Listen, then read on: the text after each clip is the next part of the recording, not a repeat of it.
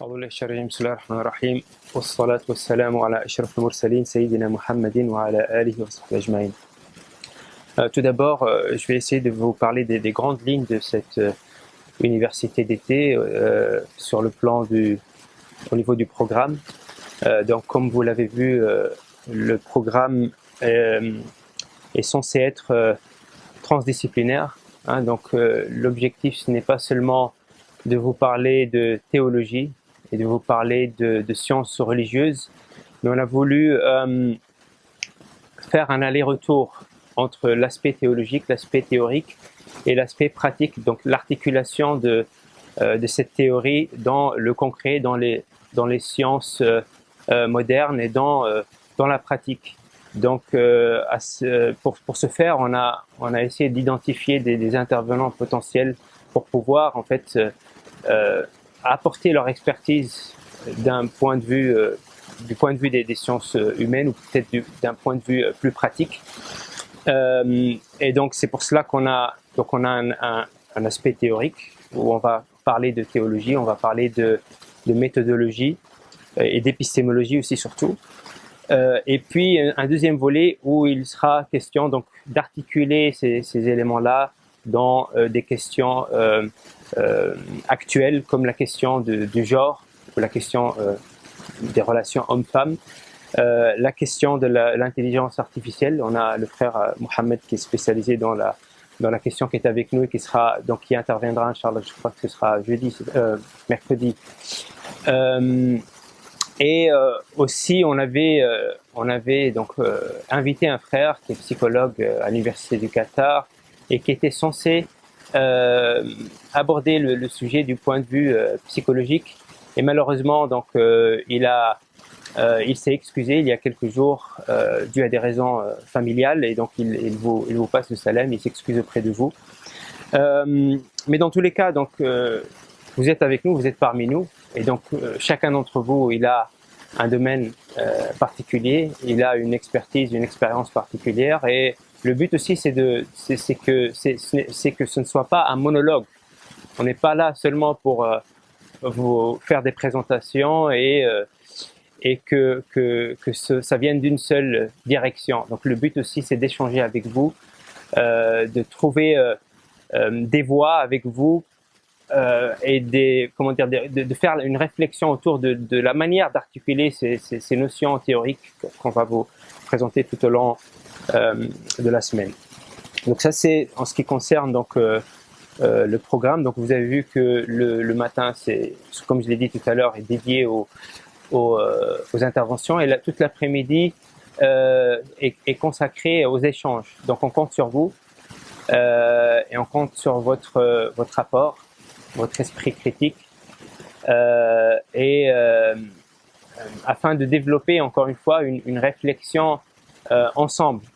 Et donc le but c'est pas que vous veniez consommer ce qu'on vous dit là, mais le but aussi c'est de faire une réflexion à votre niveau aussi pour essayer de faire avancer les choses ensemble. Donc je vais d'abord commencer par faire une introduction générale au thème de l'université d'été de cette année. Comme je l'avais dit aussi tout à l'heure, donc l'année dernière on a parlé de l'humain en islam, donc c'était l'ontologie, si je me rappelle bien du titre, l'ontologie de l'homme, l'ontologie islamique de l'homme, donc la nature profonde de l'humain selon la conception islamique. On a essayé de développer ça sur le plan de la révélation, comment la révélation est venue donc décrire l'homme et définir l'homme, et sur le plan de la tradition musulmane, et après sur le plan méthodologique et épistémologique aussi, encore une fois. Cette année, donc, comme je l'ai dit, c'est une continuation de ce qu'on a essayé d'entreprendre l'année dernière. Donc, quand on parle de bien, quand on parle de bien-être, quand on parle de bénéfice, quand on parle d'intérêt, toutes ces notions aussi reviennent à l'homme, à l'humain, parce qu'on sait que Dieu n'a aucun intérêt, et ni dans sa révélation, ni dans l'univers, ni dans la création. Dieu n'a aucun intérêt dans cela. Donc l'intérêt au final revient à l'homme. Et même les créatures, les autres créatures n'ont l'intérêt fondamentalement parce qu'au final, c'est des êtres qui ne sont pas conscients. Et donc, l'intérêt dans la révélation et dans la création,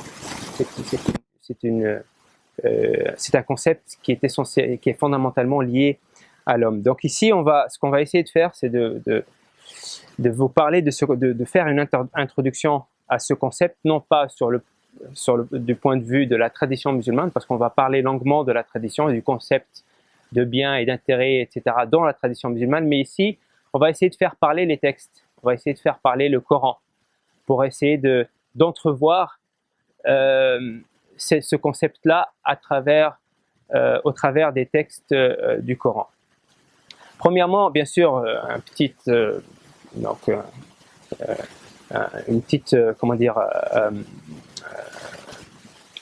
ou bien une introduction quant à l'épistémologie du mot salah et maslaha, parce que le bien et l'intérêt selon le Coran en fait et dans la tradition musulmane aussi renvoie surtout au concept de salah et de maslaha. Et donc parce que pourquoi on parle de maslaha, même si c'est pas forcément le premier concept qui est mis en avant pour définir le bien dans le Coran, mais c'est le premier concept autour duquel la tradition méthodologique s'est articulée pour définir ce qui est bien, salah. Mais en vérité, linguistiquement, épistémologiquement, comme on trouve dans les ouvrages donc comme Al-Bahr al-Muhit ou Lisan al-Arab, etc., il n'y a pas de différence entre maslaha et salah, c'est des synonymes. On verra que en français, salah ou maslaha, c'est traduit en tant que bien ou des choses qui ont attrait à cette notion-là. Et il n'y a pas de divergence aussi entre les savants dans la tradition musulmane sur le fait que la maslaha ou le bien, c'est la raison de l'avènement de la révélation. Donc la révélation dans son intégrité a été révélée pour le bien. Et pour le bien de l'être humain essentiellement. Et donc ici la question qui se pose, c'est quoi le bien, le bon, le bénéfique dans la conception islamique? Parce qu'en vérité, encore une fois, ici le salah, c'est difficile de trouver un équivalent en français. C'est pour ça qu'on va le voir plus tard. Hein. Dans la traduction du Coran, le mot salah est traduit des fois de manière différente. Parce que le mot salah en fait renvoie à plusieurs notions. Et c'est le bien, le bon, l'éthique, le bénéfique, l'intérêt, etc. Donc, premièrement, pour essayer de cerner ce que veut dire le bien et le bon, le bénéfique dans la conception islamique, on peut dire que le salah, donc le bien, c'est l'articulation de la foi, de l'iman, dans le comportement éthique apparent. Et ça, on le tire dans du Coran aussi, parce que le Coran, souvent, lorsqu'il parle de foi, l'iman, il parle de quoi? De salah. Il parle de « alladhina amanu wa amilu salihat », ceux qui ont la foi, ceux qui ont l'iman et qui font salihat, qui est le pluriel de salah. Donc, on voit que la notion de la foi et la notion du bien, que ce soit le bien en tant que comportement ou le bien en tant que caractéristique, c'est des notions qui sont intimement liées. Donc en vérité, le bien n'est rien d'autre que l'articulation de l'iman. Donc voilà, je ne vais pas rentrer dans la tradition islamique encore, parce qu'on voit que cette dualité entre iman, entre foi et entre bien, elle a posé problème dans la tradition musulmane. D'un côté, on a ceux qui, les Khawarij notamment, qui disent que l'iman et salah, c'est comme le Coran souvent le répète et les lit, c'est la même chose. C'est la même chose. Donc celui qui a l'iman, forcément il doit avoir un comportement éthique. Et si le comportement éthique est absent, ça veut dire qu'il n'a pas l'iman, donc c'est un kafir. Et donc les Khawarij, en tout cas, pour eux, celui qui n'a pas de comportement éthique, c'est un kafir. Parce que ces deux notions, comme on le voit dans le Coran, sont intimement liées et sont inséparables. Et de l'autre côté, on a l'autre extrême, al-Murji'a, qui ont dit الواو العطف يقتضي quoi? Donc العطف يقتضي المغايرة. العطف, ça veut dire que les deux sont mentionnés indépendamment. Donc ça veut dire que c'est deux choses différentes. Et donc ils ont dit celui qui a l'iman n'a pas besoin forcément d'avoir un comportement éthique. Et donc il peut avoir l'iman, il peut être un mu'min à part entière sans aucun comportement éthique. Et donc ça c'est l'autre extrême. Mais donc on voit que cette dualité-là, elle a posé ces problèmes-là. En tout cas, on va y revenir dans la tradition musulmane. Mais en tout cas, cette dualité, elle exprime le fait que les deux sont intimement liés et que l'éthique, en islam en tout cas, n'est rien d'autre qu'une articulation de la foi.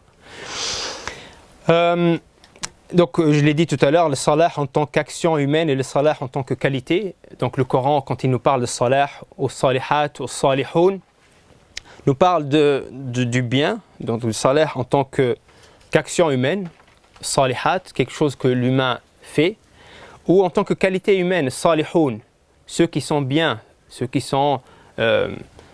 on verra la traduction française plus tard. Donc ces deux notions reviennent effectivement dans le Coran. Maintenant on va voir quelques versets du Coran. Tout d'abord, avant ça, donc on va le voir effectivement à travers des versets qu'on va voir tout de suite.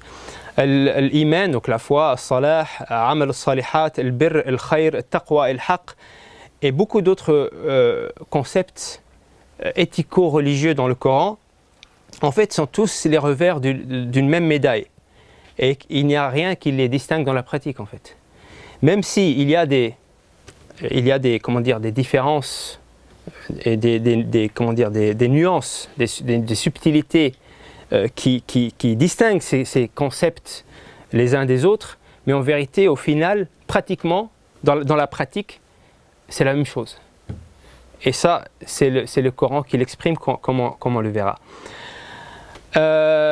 Et ce qui se dégage aussi à travers l'analyse des textes coraniques, c'est que l'iman et salah, donc la foi et le bien, c'est les pivots des concepts, de tous les autres concepts éthiques dans le Coran, comme on le verra aussi tout de suite, Inch'Allah. Donc, ici, donc, c'est ce qu'on vient de dire. L'iman, c'est un concept central et tous ces concepts éthiques dans le Coran en fait reviennent à l'iman, que ce soit taqwa, que ce soit al-birr, que ce soit al-khayr, que ce soit al-falah, al-sidq, al-salah, al-maslaha, al-huda, al-ma'rouf, al-hasan ou al-ihsan, etc. Donc on le verra aussi tout à l'heure. Et au final, on peut dire la même chose de salah. Qu'est-ce qui est bien? Donc la foi, comme on l'a vu, la foi, tous ces concepts-là, c'est une articulation de la foi, ce n'est qu'une articulation de l'iman. Et salah, le bien, c'est quoi? C'est tout ça. C'est ce que nous dit le Coran. Salah, c'est quoi? C'est le huda, c'est l'iman, c'est le sidq, c'est le falah, c'est le khayr, ou bien le falah, en tout cas, c'est une conception de salah, etc. Comme on le verra tout de suite. Donc les concepts éthico-religieux dans le Coran sont tous interliés en fait. Et c'est les revers d'une même médaille et c'est l'iman qui les contient. Et tous en fait ils renvoient vers la notion de salah ou le maslaha. Et voilà, ici on va illustrer ça avec quelques versets du Coran. فمن كان يرجو لقاء ربه فليعمل عملا صالحا ولا يشرك بعبادة ربه أحد. Donc ici quiconque donc espère rencontrer son Seigneur, qu'il fasse de bonnes actions. Donc ici on a la notion de salah et qu'il n'associe aucun autre dans son adoration à son Seigneur. Donc ici on a le fait de ne pas associer quelqu'un en dehors d'Allah avec Allah. C'est quelque chose qui est le salah. C'est quelque chose qui renvoie au salah. Le bien, c'est quoi ici? C'est de ne pas associer avec Allah. Donc c'est cette dimension, comment dire, qui relève de la foi. Dans l'autre verset, ceux qui ont la foi et qui ont fait des bonnes œuvres, encore une fois, ces deux notions qui sont liées, accomplissent la salat et voilà, accomplir la salat et acquitter de la zakat. Donc ici, l'accomplissement de la salat et le fait de s'acquitter de la zakat ici, c'est ça qui renvoie à la notion de salat. Donc c'est l'aspect spirituel et l'aspect social aussi. L'aspect social. Donc on a eu l'aspect donc de la foi, salah en tant que foi, et là on a salah en tant que spiritualité et en tant que action éthique, action sociale. Ici, on a un verset qui illustre bien en fait ce que veut dire la notion de salah dans le Coran. Le verset nous dit: il est parmi les gens du livre une communauté droite qui, aux heures de la nuit, récite les versets d'Allah et se prosterne. Donc ici, on a une action spirituelle. Il croit, donc ici on a la notion de iman, en Allah et au jour dernier, ordonne, donc une action sociale, le convenable, le ma'rouf, donc ici on a la notion de ma'rouf, interdisent le blâmable et concourent aux bonnes œuvres. Donc ici, on le voit, le bien, le bon, ici c'est pas le salah mais c'est le khayr. Et on voit que la traduction française en fait, elle ne fait pas de distinction, elle qualifie, on va le voir, de bien ou de bon, tous les concepts de salah, les concepts de khayr et d'autres concepts encore, sans faire de distinction. Interdisent le blâmable et concourent aux bonnes œuvres, le khayr, ceux-là sont parmi les gens de bien, donc ici encore salah, ulaïka min as-salihin, le concept de salah, et quelque bien, khayr encore, le bien, le khayr qu'il fasse, il ne sera pas dénié, car Allah connaît bien les pieux, taqwa, donc on a le concept de taqwa. Donc ici on voit que le bien, que ce soit salah ou le khayr, en fait, c'est quoi? Donc Allah les qualifie de pieux, donc ceux qui font du bien ou ceux qui sont bien, c'est les pieux. Donc ici, on voit effectivement que le Coran nous dit que ceux qui sont bons, ils sont en même temps, ils sont pieux. Et en même temps, en fait, ils ont une action spirituelle, ils récitent les versets d'Allah et se prosternent. Et en même temps, ils croient, donc il y a le concept de l'iman, et ils ordonnent le convenable, le ma'rouf. Le ma'rouf, c'est le convenable, où ça renvoie au salah, au bien aussi. Donc ici, on voit comment tous ces concepts sont imbriqués, en fait, et que celui qui est pieux, il est en même temps, c'est celui qui fait du bien, et en même temps, celui qui est dans le salah, et fait des bonnes œuvres, et qui fait le khayr, et en même temps, qui a une action spirituelle, etc. Ici, pareil, donc on a le concept de l'bir, la bonté pieuse. Donc encore une fois, la notion de bien ou de bonté, le bir, est traduite donc par la bonté ou le bien, sauf qu'ici on a la piété qui se rajoute dans la traduction en tout cas. Donc la bonté pieuse, le bir, ne consiste pas à tourner vos visages vers le levant ou le couchant, mais la bonté pieuse, donc le bir, est de croire. Donc ici la notion de l'iman. Donc en vérité, encore une fois, le bir et l'iman, ici le Coran le dit, le bir c'est quoi? C'est l'iman. Donc vous voyez, c'est le revers des revers d'une même médaille.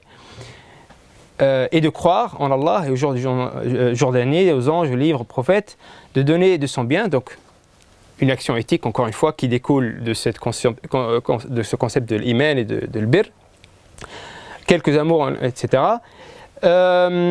D'accomplir la salat et d'acquitter la zakat, encore une fois cette action spirituelle d'accomplir la salat et d'acquitter la zakat, cette action sociale qui en fait qui découle automatiquement en fait de la foi et de l'bir. Et ceux qui remplissent leur engagement, encore une fois une action sociale, lorsqu'ils sont engagés, etc. Ceux qui sont endurants, encore une fois une action aussi éthique qui découle de ces notions-là. Et après Allah, qu'est-ce qu'il dit? Les voilà les véridiques. Donc ici, on a la conception de sidq. Donc en vérité, celui qui a la foi et celui qui a la bonté pieuse, bien, en même temps, c'est quelqu'un qui est véridique. Et les voilà les vrais pieux. Et c'est en même temps, c'est quelqu'un qui a vraiment la piété. Donc on voit ici comment le concept de iman et comment le concept de bonté, en fait, contiennent des actions éthiques qui en découlent, et des actions spirituelles qui en découlent, et qui, c'est en même temps, en vérité, c'est ça à quoi renvoie la taqwa, à quoi renvoie sidq, donc la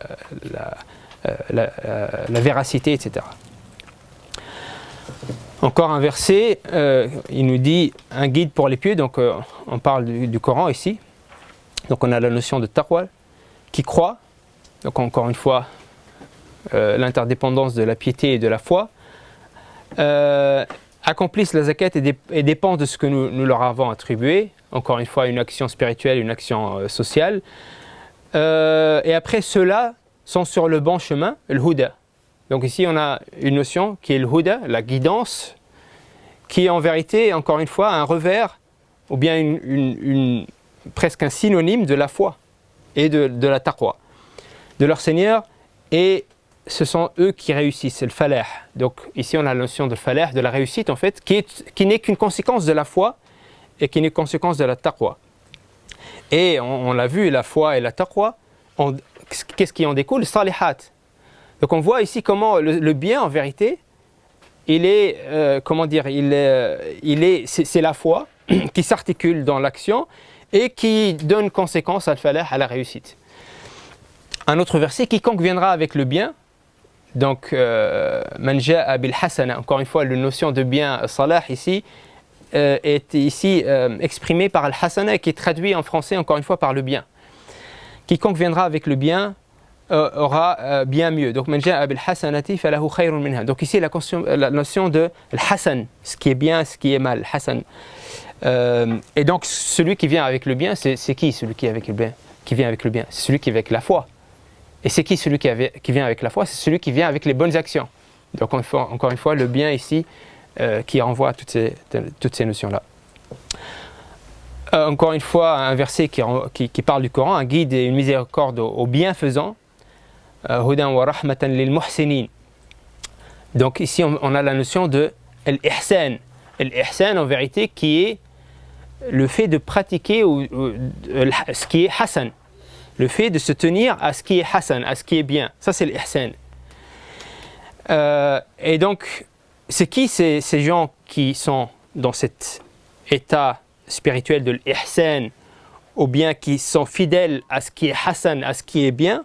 Eh bien, encore une fois, la même chose, c'est ceux qui accomplissent la salat, l'action spirituelle, et acquittent la zakat, cette action éthique sociale. Et qui croient, encore une fois, la notion de l'iman qui revient.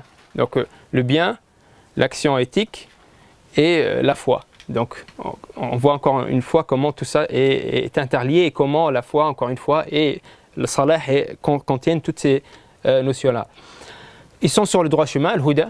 Encore une fois, ça revient, le concept de l'huda qui revient au bien. Donc le bien, c'est le huda, c'est la guidance. Et encore une fois, le concept de falah, ceux-là sont les bienheureux.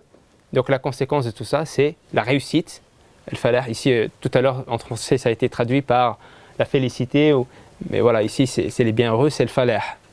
Donc en vérité, le bien en islam, ce qui en découle, du bien et du fait de se tenir au bien, c'est la réussite. Et c'est ça le but ultime. Et en même temps, la réussite, c'est quoi? C'est la foi, c'est d'avoir la foi et c'est d'être bien en même temps. Parce que, et il faut le savoir, quand l'islam parle de la foi, quand l'islam parle de mu'minoun, de ceux qui ont la foi, il ne met pas de conditions à la foi. Il n'y a pas de condition à la foi. C'est-à-dire, ceux qui ont la foi vont réussir à condition de... Non, ceux qui ont la foi vont réussir, point barre. Parce que ceux qui ont la foi, c'est ceux qui font le bien. Automatiquement, c'est lié. C'est-à-dire, ce n'est pas une condition. Tu ne peux pas avoir la foi selon la conception coranique sans faire du bien. C'est impossible. Parce que si tu ne fais pas de bien, ça veut dire que tu n'as pas la foi. Parce que le Coran, c'est un idéal. Il nous parle d'un idéal. Qad aflaha al-mu'minun. Il nous dit, les croyants ont réussi. C'est un fait. Les croyants réussissent. C'est un fait. Et il n'y a pas de condition à cela. Parce qu'un vrai croyant, c'est celui qui fait du bien. C'est celui qui a la piété. C'est celui qui est sur la guidance, etc. Et donc, la notion de bien, elle est intrinsèquement liée à la foi. Dans un autre verset, ceux qui croient, donc on fait encore une fois la notion de l'iman et font de bonnes œuvres, encore une fois la notion de salah, et ici la notion de Hasan al-Ihsan, et vraiment nous ne laisserons pas perdre la récompense de celui qui fait du bien. Donc Allah, comment il qualifie ces gens qui ont la foi et qui font du bien? il les qualifie de ceux qui font man ahsana amala, donc ceux qui font le bien. Donc ceux qui font le bien, c'est qui? Encore une fois, c'est ceux qui croient, ceux qui font des bonnes œuvres. Donc c'est ceux-là qui sont sur l'ihsan. Encore un autre verset, c'est Allah qui a fait descendre le livre. Ici on a la notion de l'haq. C'est Allah qui a fait descendre le livre avec la vérité, le haqq, ainsi que la balance, le mizan. Donc ici, Allah nous dit que le livre a été descendu avec le haqq. Mais dans d'autres versets, il nous dit qu'il a été descendu avec l'iman, avec le bien. Donc on voit que la notion de l'haqq et la notion du bien, en vérité, ils sont liés aussi. Ou bien on peut dire qu'il n'y a pas de différence en fait. Que la vérité c'est le bien. Et le bien c'est la vérité. Et ici aussi la preuve, c'est que Allah nous parle ici de deux choses. Il nous parle du livre et il nous parle de la création. Donc en vérité, le livre a été révélé avec le haqq, avec le bien, avec la guidance, donc toutes ces notions qui sont interliées, ainsi que la balance. Donc Allah aussi a fait descendre la balance dans l'univers. Et la preuve, c'est un autre verset qui nous dit وَالسَّمَاءَ رَفَعَهَا وَوَضَعَ الْمِيزَانَ. Il a élevé le ciel, donc il a établi l'univers, et il a créé l'univers, et وَوَضَعَ الْمِيزَانَ, il a établi la balance dans l'univers. Donc dans l'univers se trouve une balance. Et ici, Allah subhanahu wa ta'ala nous dit que le livre a été révélé avec le haqq, avec le bien, et que l'univers et que la balance qui s'y trouve a été établie avec le bien aussi, avec le haqq, avec la vérité. Donc ici, la notion de l'haqq renvoie au livre, renvoie au Coran, on trouve ça dans d'autres versets. khalaqa as-samawati wal arda bil haqq, il a créé les cieux et la terre avec la vérité, qui est en même temps cette balance, qui est ce bien, parce que la balance c'est le bien, la balance c'est le fait que toute chose soit en harmonie avec soi-même et avec les autres composantes de la création. Et Allah subhanahu wa ta'ala en même temps nous demande à nous d'observer la balance. Allah tatraw fil mizan. Et donc observer la balance, c'est pratiquer le bien, c'est l'ihsan aussi. Observer la balance, Allah subhanahu wa ta'ala a établi la balance dans l'univers, et nous, notre objectif, c'est de ne pas transgresser cette balance. Donc l'univers est une responsabilité qui a été donnée à l'être humain, et l'être humain, sa responsabilité, c'est de ne pas aller à l'encontre de la balance qui est établie, mais pas seulement. La balance aussi qu'Allah subhanahu wa ta'ala a établie en nous, dans notre fitra, dans notre fort intérieur, eh bien, la responsabilité de l'être humain, c'est de la garder. Le haqq qui est en nous, parce que le haqq est tout d'abord en nous, c'est de le préserver. Et ça aussi, ça relève du bien, ça relève de l'éthique. Quand vous parlez de balance, quand vous parlez de bien, est-ce qu'on est d'accord que dans la balance qu'on a, du coup, c'est le bien et le mal? Non. Donc, du coup, balance, c'est référence que au bien. Au bien, que au bien, oui. Parce qu'Allah subhanahu wa ta'ala a établi wada al-mizan, et Allah nous demande de garder cette balance. Et il ne nous demande pas de préserver le mal, il nous demande de préserver le bien. Donc s'il y a l'idée de balance de bien, du coup il y a la partie mal qui est aussi présente. Non, c'est pas une balance entre le bien et le mal, c'est une balance entre le bien et le bien. Je donne un exemple pour illustrer. Dans moi-même, j'ai une aspiration au divin, une aspiration à adorer Dieu. C'est bien. Dans moi-même, j'ai une aspiration à posséder. C'est bien. Allah, il a mis en moi pour que je puisse, c'est naturellement en moi pour que je puisse survivre. Et c'est même une aspiration spirituelle. C'est pour ça que j'aspire au paradis. Parce qu'au paradis, je vais posséder de manière absolue. Donc c'est une aspiration éthique, bien. Sauf que, à un moment donné, les deux peuvent rentrer en conflit. Donc mon aspiration vers le bien, ou bien peut-être un autre exemple, l'aspiration vers la justice. C'est quelque chose de bien aussi. J'aspire vers la justice naturellement. Et j'aspire en même temps vers, encore une fois, à posséder. Ces deux aspirations sont éthiques par essence et elles relèvent de la nature humaine. Maintenant, elles peuvent rentrer en conflit. Mon aspiration à posséder peut prendre le dessus sur mon aspiration à être juste. Et je peux être injuste au nom de cette aspiration de posséder. Et ici, donc il faut garder la balance. Ces deux choses sont bonnes essentiellement, mais il faut garder la balance entre les deux parce que l'une peut outrepasser ses limites et empiéter sur l'autre. Un autre verset, tels sont les versets d'Allah, nous te les récitons avec la vérité. Donc encore une fois, le Coran qui vient avec le haqq, avec la vérité. Et Allah ne veut point d'injustice. Donc Allah ici, il parle d'injustice en contraste de quoi? De la vérité. Donc qu'est-ce qui est le contraire de la vérité? C'est l'injustice. Donc la vérité est en même temps le bien et la justice.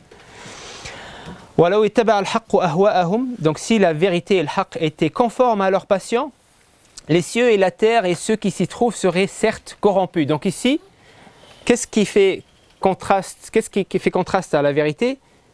C'est là. C'est quoi? Ici dans le dernier verset. Le fasad. La corruption. Le fasad. Le fasad en tant que quoi?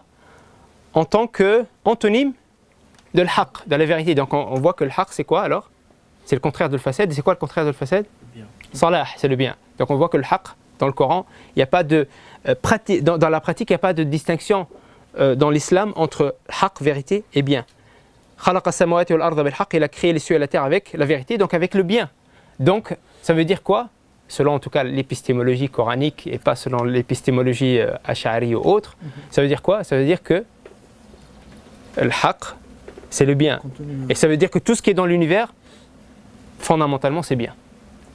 On va le voir, ça ne fait pas l'unanimité dans la tradition musulmane, mais en tout cas, c'est ce qui se dégage des notions éthiques coraniques. Ça veut dire aussi que ce qui est battle, donc ce qui est faux, ne peut pas être aussi éthique. C'est ce qu'on trouve aussi. Bon, ici, vous voyez déjà qu'il y a pas mal de versets que j'ai mis à l'avant, mais j'ai dû faire une sélection et j'ai mis du temps en fait à étudier un grand nombre de versets. Je vous ai fait une sélection, mais sinon, c'est partout dans le Coran en fait. Et effectivement, à un moment donné, on a le haqq et le batil en tant qu'antonyme du haqq, effectivement. Donc, je termine avec ces versets-là. Le messager vous a apporté la vérité, donc ici la notion de l'haqq, de la part de votre Seigneur. Ayez la foi, l'iman. Donc ici, l'interdépendance entre le haqq et l'iman. Donc l'iman, la foi, en quoi? Au haqq. Cela sera bon, khayr. Donc ici, on a les trois notions. La notion de l'iman, la notion de l'haqq et la notion du bien, du bon, le khayr. Donc cela sera bon pour vous. Un autre verset, certes la vérité, le haqq, encore une fois, vous est venu de votre Seigneur, donc quiconque est dans le bon chemin, le huda, ne l'est que pour lui-même. Donc ici, on voit que le huda, la guidance, c'est le haqq. Vous voyez comment c'est interdépendant. Et dans un dernier verset, wal asr innal insana lafi khusr, donc l'homme est certes en perdition, sauf ceux qui croient, donc la notion de l'iman, accomplissent les bonnes œuvres, donc le bien, salah, et s'enjoignent mutuellement la vérité et donc le haqq. Donc le haqq, encore une fois, qui dégage de l'iman et de l'amal salih et qui en vérité, qui n'est que, encore une fois, un revers de cette même médaille.